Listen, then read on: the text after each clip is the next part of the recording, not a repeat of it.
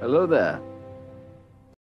La princesse Leia Organa Solo Skywalker s'est abusée comme ça fait long sur des papiers d'identité et l'histoire de Leia dans Legends reflète absolument son intensité par rapport au film Star Wars. Voici la vraie Leia Organa et c'est juste après ça.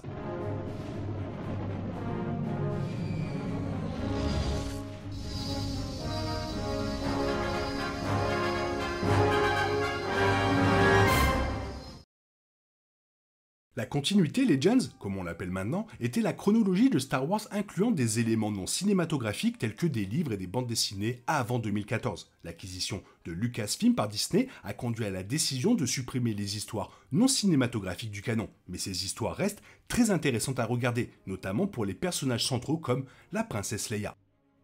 À partir de la série de bandes dessinées sous-estimée Marvel Star Wars de 1977, Leia fait partie intégrante du développement du gouvernement de la Nouvelle République, dans Legends, d'abord sous le nom d'Alliance des Planètes Libres. De là, elle devient ministre d'État et kidnappée à plusieurs reprises, même une fois par Han Solo et à 3 enfants nommés Jacen, Jaina et Anakin Solo. Elle poursuit une formation de Jedi à 2 reprises et devient même une chevalier à part entière dans le nouvel ordre Jedi de Luke, mais subit également de grandes pertes. La Leia dans le canon et Legends, c'est 2 vies très différentes, après le retour du Jedi, et une histoire est bien plus intense que l'autre. La postlogie a fait de Leia un personnage très différent. À certains égards, la trilogie divise les téléspectateurs, souvent loués pour ses points forts, mais aussi fréquemment insultés pour ses échecs. Leia joue un rôle central dans les suites et son histoire varie considérablement de celle de Star Wars Legends. Par exemple, dans le canon, Leia n'a jamais été chef de l'État. Elle a occupé d'autres postes, comme mentionné dans Ahsoka, mais n'a jamais atteint ce genre de leadership car elle a été évincée du Sénat de la Nouvelle République après la révélation qu'elle était la fille de Dark Vador. Cela l'a amenée à adopter d'autres méthodes de lutte pour le bien commun en fondant la Résistance, qui est similaire à un groupe qu'elle a fondé pendant la guerre contre les Uzanvong et diriger la Résistance et l'endroit où elle est vue dans la postlogie. La séparation de Leia d'avec Han est peut-être la plus grande différence pour elle en termes de canon, et elle démontre un changement intéressant par rapport au statu quo dans lequel Legends ne s'est jamais aventuré. Les suites sont souvent critiquées pour leurs différences par rapport aux histoires originales Legends, mais certains rythmes de l'histoire Legends sont beaucoup plus sauvages que tout ce que l'on voit dans la postlogie.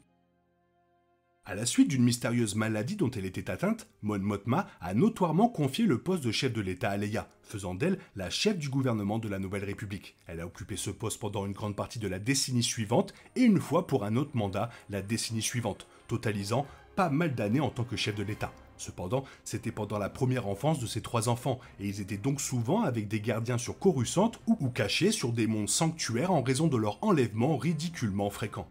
Malgré la pression exercée par le bureau sur sa famille et ses enlèvements, Leia elle-même ayant été kidnappée une fois alors qu'elle était chef de l'État, elle a connu un mandat politique très réussi. Leia a occupé de hautes fonctions pendant la majeure partie de l'existence de la Nouvelle République, la guidant pendant une période turbulente de la politique galactique et à travers ses nombreux conflits mineurs avec ceux qui la défiaient, comme la résurgence impériale. Leia était connue comme le visage de la Nouvelle République et jouissait d'un statut qu'elle ne verrait jamais dans le canon. L'un des événements les plus importants, sinon le plus important de Star Wars Legends, a été la guerre Uzanvong, une invasion par une espèce fanatique extragalactique qui a décimé la galaxie. Cela a affecté la vie de tout le monde, et Leia n'était pas différente, puisqu'elle a perdu son fils Anakin, 17 ans, pendant la guerre à cause du sacrifice héroïque du jeune Solo. De plus, le traumatisme de la capture de son autre fils, Jacen, pendant la guerre, l'a conduit vers le côté obscur, le conduisant à devenir un seigneur Sith. Il a même déclenché une seconde guerre galactique, entraînant sa mort aux mains de sa sœur jumelle, Jaina. Tout cela a été incroyablement traumatisant pour Leia et Han, et les a même laissés responsables de l'éducation de la fille de Jacen, Alana Solo, alors qu'elle était formée comme Jedi.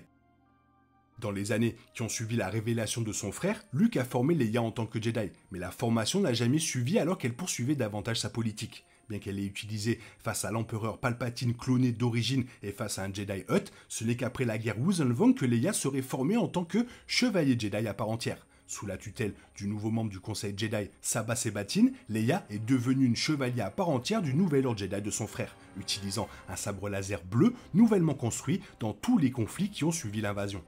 Au fur et à mesure que Legends continuait, Leia devint de plus en plus puissante, acquérant finalement de sérieuses compétences dans la force en tant que membre apprécié du nouvel ordre Jedi.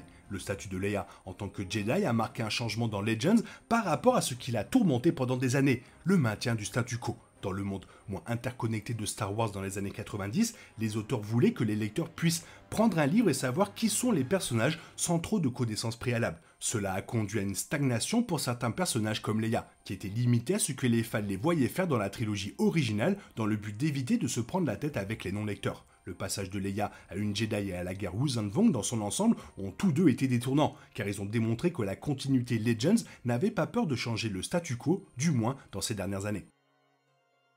Toutefois, la chose la plus importante à retenir à propos de Legends est que des histoires comme celle de Leia sont toujours là et n'ont pas nécessairement été effacées par l'existence de la trilogie et du canon. Les livres Star Wars Legends sont facilement disponibles et tout ce qu'il faut pour visiter cette version de la chronologie de Star Wars est de les lire. Ah, il y a quand même un grand écart entre Leia du canon et Leia de Legends. Toi, laquelle tu préfères? Fais-moi part de ton avis dans la zone commentaire, sinon il est temps pour toi de reprendre le cours normal de ta vie. Bien sûr, on se retrouve bientôt pour une nouvelle vidéo. Bisous bisous, bye bye.